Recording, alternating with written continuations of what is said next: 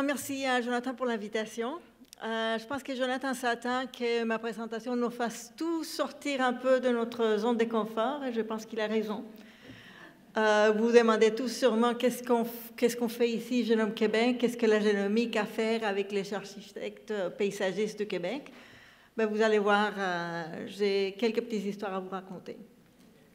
Donc, on entend tous parler les changements climatiques, la contamination du sol, la contamination de l'eau, les pollutions des villes. Ce que je vais vous présenter aujourd'hui, c'est comment la génomique peut nous aider à trouver des solutions qui sont productives, qui sont durables et qui sont efficaces pour combattre tous ces enjeux. On commence donc par l'ADN. J'imagine que vous connaissez tout ce qui est lié à l'ADN. Bon, l'ADN, au moins, la double hélice qu'on a appris un peu à l'école. Mais c'est quoi vraiment la génomique? La génomique, c'est l'étude de tout cet ADN d'un organisme. Vraiment, la totalité de l'ADN dans les cellules d'un organisme, c'est ça qu'on appelle la génomique. Et l'ADN, c'est vraiment les codes de la vie. L'ADN contient un alphabet, comme l'alphabet anglais ou français a une vingtaine de lettres, une trentaine de lettres. Ben, ici, sur l'ADN, il y a 4 lettres, A, C, G, T. Et ces 4 lettres codifient ou donnent vraiment tout ce code de la vie pour les caractéristiques d'un être humain, d'un être vivant, n'importe lequel, et ses relations avec l'environnement. Ce qui est important, oui, l'ADN, mais ce qui est important aujourd'hui, c'est qu'on a développé des technologies très, très puissantes pour lire ou séquencer ce code de la vie, l'ADN. Ce qui est important aussi, c'est que l'ADN n'est pas uniquement dans les êtres humains. Ce n'est pas uniquement les humains qui ont de l'ADN, mais n'importe quel être vivant a de l'ADN. Les animaux, les plantes, les arbres, les bactéries, les virus, tous les êtres vivants ont de l'ADN. Là où il y a de la vie, il y a de l'ADN. Un concept important, c'est vraiment les avancements technologiques dont je vous parlais tout à l'heure. On parle aujourd'hui des révolutions génomiques. Et on peut faire une analogie un peu avec la révolution informatique.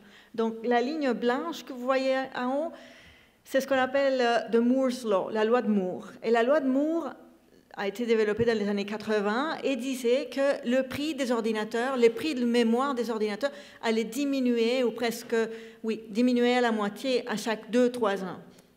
Ben, si on compare à la ligne verte, c'est la diminution de coût des lectures de l'ADN. Donc, vous voyez ce qui a fait la révolution d'informatique dans nos vies. Là, vous avez tous 5-6 ordinateurs à la maison.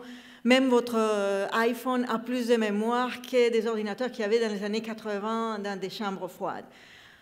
Ben, on compare donc cette diminution dramatique de coûts de séquençage, de coûts de technologie de la génomique. Alors, imaginez comment la génomique va commencer à rentrer dans tout ce qui est dans nos vies quotidiennes, dans tout ce qui est l'économie des sociétés, dans tous les secteurs, et dans votre secteur en particulier. Alors, Génome Québec, on fait partie d'un groupe des Genome Centers, qu'on appelle, à travers le Canada, et notre mandat est de travailler en collaboration étroite avec Génome Canada, qui est l'organisme fédéral. On est des organismes qui financent de la recherche. Donc, comme la personne qui a présenté au début, nous, on a la chance vraiment de financer les meilleurs scientifiques de la province et d'avoir des projets dans plusieurs domaines. En particulier, Génome Québec a été créé en 2010. Les premiers 10-12 ans de vie de Génome Québec ont été dédiés à ce qu'on appelle la recherche fondamentale. Beaucoup de travaux des laboratoires, beaucoup de, désolé pour l'anglicisme, mais capacity building, vraiment aller créer des infrastructures, créer des connaissances. Et depuis 2012-2013, on a fait un virage vers les applications. Donc, on a, comme on dit, sorti la génomique du laboratoire pour commencer à l'insérer dans la vie économique et dans les différents secteurs. Et en particulier, bon, vous voyez, on touche plusieurs secteurs. La santé humaine, un secteur important pour la génomique, mais on touche aussi la foresterie, l'environnement, les secteurs agroalimentaires. On a 2 champs de travail à Génome Québec. Un côté qui est le financement de projets. Et ici, je vous montre 2 graphe de ce qui a été l'évolution de notre portfolio de projets à Génome Québec. Donc, nous, initialement, on avait, dans les premiers 10 ans de vie Génome Québec, ou 14 ans même, presque 90% des projets étaient en santé humaine. Donc, notre focus et le focus des applications de la génomique était beaucoup en santé humaine. Mais ici, à droite, vous voyez qu'il y a une augmentation importante de la quantité de projets qui sont dans des secteurs autres et différents que la santé humaine, les secteurs de foresterie, les secteurs d'environnement. Donc, ça commence, comme je dis, à s'appliquer dans plusieurs secteurs de l'économie. En dehors des projets, nous aussi, à Génome Québec, on finance des plateformes technologiques. Donc là, vous voyez des centres où on fait cette lecture ou séquençage de l'ADN à très grande vitesse. Juste pour vous donner un exemple, le premier génome humain au complet, le livre d'ADN d'un humain qui compte 3 milliards de lettres, a pris 10 ans à séquencer ou à lire la séquence. Ça a coûté 3 milliards de dollars. Aujourd'hui, dans ce centre, ici à Montréal, on peut lire la totalité de l'ADN d'un être humain, les 3 milliards de lettres, dans une semaine au lieu de 10 ans, et pour 2 000 $ au lieu de 3 milliards. Donc là, la ligne verte, c'est quand même impressionnant. Vous allez me dire qu'on vit vraiment une révolution de la génomique. Ici, ce n'est pas pour planifier vos vacances. C'est juste pour vous montrer les différents pays qu'on sert et qui utilisent les technologies qu'on a ici au Québec, qu'on a développées en génomique. Donc, plusieurs pays, 23 pays différents qui viennent faire des séquençages et des expériences de l'ADN ici à Montréal. Alors, d'un côté, on a l'ADN. Je vous ai dit, là où il y a de la vie, il y a de l'ADN. Et d'un autre côté, on a les technologies. Qu'est-ce qu'on peut faire avec ça dans votre secteur? C'est ça que je vais vous montrer avec quelques exemples. Alors, je vais vous parler des 3 exemples principaux, la foresterie, l'environnement et la bioremédiation. Et attention, je ne parle pas ici des, comme on dit en anglais, GMO, Genetically Modified Organisms. Je parle d'un concept qui est différent, je ne sais pas si vous avez entendu parler, mais GSO, Genetically Selected Organisms. On ne modifie rien, on ne change rien, on sélectionne. On sélectionne les arbres, je vais vous montrer des exemples. On sélectionne les plantes qui ont de l'ADN, qui sont naturelles à l'environnement, mais qu'on sélectionne pour placer dans un endroit particulier en fonction de différents facteurs. Donc, pas de GMO, mais de GSO. Premier exemple, la foresterie. On a des projets aujourd'hui, et ce n'est pas de la science-fiction, ce n'est pas demain, ce n'est pas dans 1 an, ce n'est pas dans 5 ans, c'est aujourd'hui, à l'Université Laval, ici à Québec. On a des projets qui sont financés pour utiliser la génomique pour sélectionner des arbres qui vont pousser plus droit, qui vont pousser plus rapidement, qui vont avoir un bois de meilleure qualité. Donc, des arbres et des marqueurs de génétique encore pour sélectionner des arbres qui vont avoir une meilleure qualité. On a aussi, à l'Université Concordia, des projets qui travaillent sur des enzymes qui vont transformer ce bois dans des bioproduits, dans des biofuels, d'une façon très efficace. Donc, le produit lui-même, il peut être sélectionné avec la génomique. La génomique aussi peut avoir un rôle dans la transformation du produit. Et la génomique a un rôle aussi très important dans la traçabilité du bois. Donc, si par exemple, les bois qu'on avait à côté, si on prend un petit échantillon, on fait un test au laboratoire, on pourrait savoir si ce morceau de bois, il vient de la Chine, s'il vient d'ici, de forêt boréale, ou s'il vient de l'Amérique du Sud. On peut vraiment faire de la traçabilité avec ça, et on a des projets aujourd'hui qui utilisent l'ADN pour faire de la traçabilité. On a parlé beaucoup de pestes, on a parlé beaucoup de maladies différentes. La santé de forêt, très, très, très important. On utilise déjà la génomique soit pour comprendre les parasites, soit pour comprendre les bébites qui vont attaquer les arbres, ou pour comprendre c'est quoi qui fait un arbre résistant à une maladie. Vous le voyez dans une forêt, il peut y avoir une infestation d'une peste particulière. Il y a quelques arbres quand même qui vont résister à cette peste. Et toute cette information pour résister à la peste est dans l'ADN. Donc on travaille aussi avec l'Université Laval pour développer des marqueurs qui vont nous aider à sélectionner des arbres qui sont résistants aux pestes. Comme je vous ai dit, l'Université Laval est très très forte en génomique forestière. Il y a quelques semaines, notre Premier ministre et notre PDG Génome Québec et des directeurs de bureau de la recherche à l'Université Laval ont fait une grande annonce d'un gros projet au niveau international sur la génomique forestière, où le Québec est vraiment un des leaders internationaux dans ce domaine. Alors, les changements climatiques, on fait face, comme on l'a vu tout à l'heure, à vraiment des défis importants au niveau changement climatique. Et là aussi, la génomique a des solutions à nous offrir. On peut, comme on a fait, comme je vous ai parlé, sélectionner des arbres qui vont avoir des caractéristiques particulières pour être résistants aux maladies. On peut aussi aménager certains endroits pour vous, par exemple, de la ville, avec des arbres qui vont donner plus de fraîcheur dans des régions peut-être qui sont plus chaudes ou plus d'ombre. Donc, on peut aller voir toutes ces caractéristiques et faire cette sélection et pas attendre 10 ans, 20 ans que l'arbre il pousse, mais savoir vraiment à l'avance comment ça va se développer. On a aussi 2 projets financés à travers le Canada. Le premier qui s'appelle AdaptTree et le deuxième iBall. AdaptTree, c'est un projet que, je ne sais pas si vous avez entendu parler, le concept de médecine personnalisée. Médecine personnalisée veut dire donner les bons médicaments aux bons patients et au bon moment. Tous les patients qui ont des diabètes ne vont pas répondre aux mêmes médicaments. Pareil pour les arbres.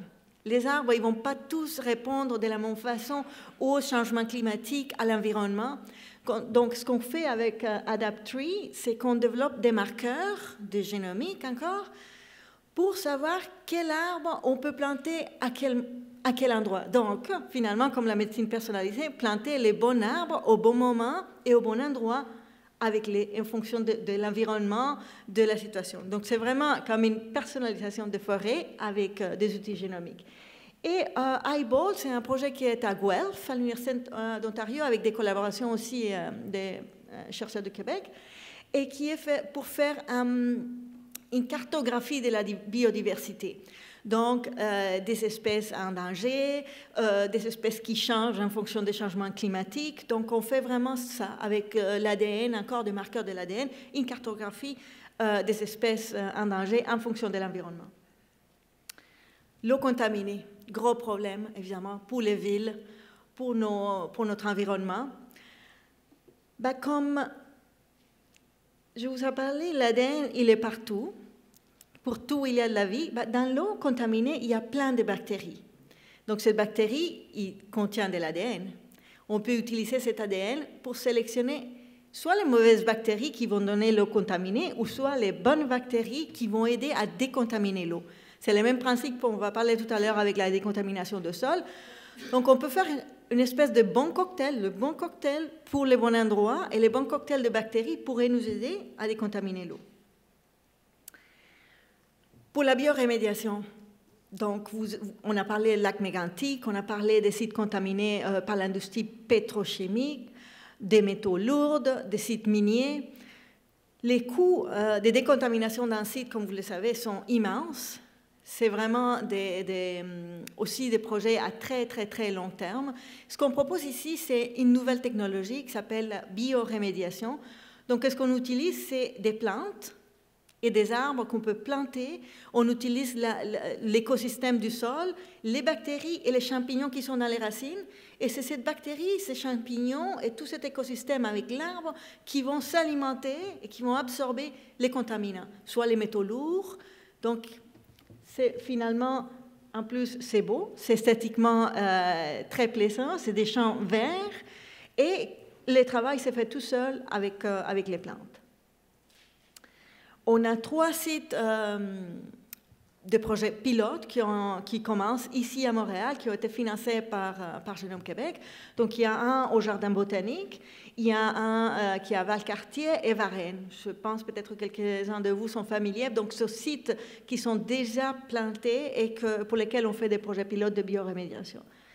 Pour ceux d'entre vous qui voulaient apprendre un peu plus sur ça, il y a un congrès au Jardin botanique, 27-28 mai, sur la phytorémédiation, donc l'utilisation des plantes pour faire cette biorémédiation. Et qui serait la meilleure personne pour vous parler d'un projet de bioremédiation? Ben, le chercheur lui-même. Alors, je vous invite à regarder cette vidéo avec notre chercheur Québec, de l'Université de Montréal. Ces deux chercheurs qu'on finance, Mohamed Ijri et Franz Lang, qui vont parler ici dans la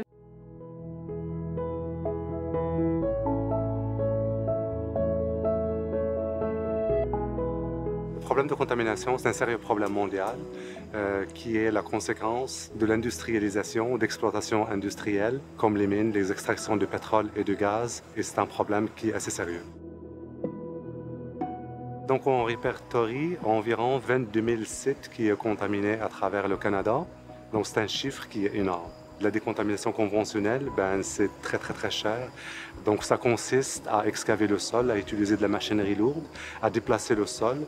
Et non seulement elles sont très coûteuses, elles engendrent aussi donc un très gros dégagement de CO2, qui est nuisible à l'environnement. Donc, ce qu'on utilise, c'est soit des plantations d'arbres ou d'arbustes. C'est comme une sorte d'agronomie, une plantation très riche où les microbes, ensemble avec les plantes, font un travail de décontamination. Pour beaucoup de produits toxiques, ça va éliminer poudrement ces substances. Donc, c'est la nature, dans ce cas-là, qui s'occupe du problème avec le temps. Donc, les coûts sont relativement modestes par rapport à l'excavation, où il faut d'abord excaver, il faut refaire le terrain pour que ce soit utilisable. Les bénéfices du projet pour la société, donc il y en a plusieurs. Ça va permettre d'économiser beaucoup d'argent aux contribuables. C'est une technologie qui s'intègre dans la philosophie de développement durable, donc en émettant moins de CO2 que par rapport aux méthodes conventionnelles. Et c'est une méthode qui est esthétique, surtout un terrain qui est revégétalisé est mieux qu'un terrain qui est vague. De travailler en génomique bioinformatique ici au Canada, on a des ressources de Génome Québec qui nous donnent vraiment la technologie, un centre qui fait beaucoup de séquençage. Donc, il y a des ressources, il y a aussi l'argent, il y a des programmes de financement. On a l'occasion de le faire comme il faut, mais il faut travailler pour ça.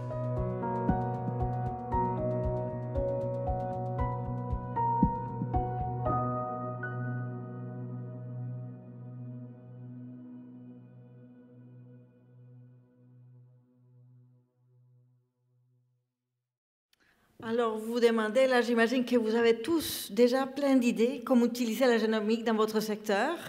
Alors, comment faire ça ici au Québec? Je vais vous présenter très rapidement deux programmes qu'on a de financement, justement pour des gens qui ont des idées et qui veulent appliquer la génomique dans leur secteur.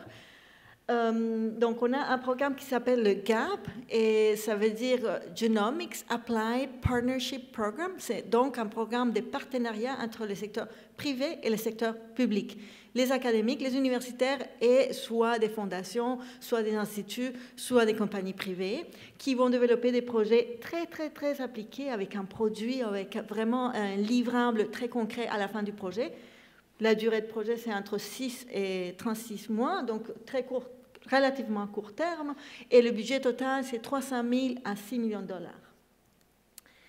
Et on a aussi à nouveau, comme on appelle un concours vraiment à large échelle, en génomique et ressources naturelles et environnement. Donc la génomique appliquée, comme pour vous, appliquée au secteur des ressources naturelles et de l'environnement. Là, c'est des projets à plus grosse échelle. Donc le plus petit projet, c'est à 2 millions de dollars jusqu'à 10 millions de dollars par projet. Et donc, c'est des projets un peu plus longs, c'est des projets à 4 ans. Donc, c'est ça les sources de financement qu'on a actuellement. Et voilà, avec ça, j'espère que vous avez encore plein d'idées de comment appliquer, que vous avez appris un peu que la génomique, elle est partout et pas seulement au laboratoire. Merci beaucoup.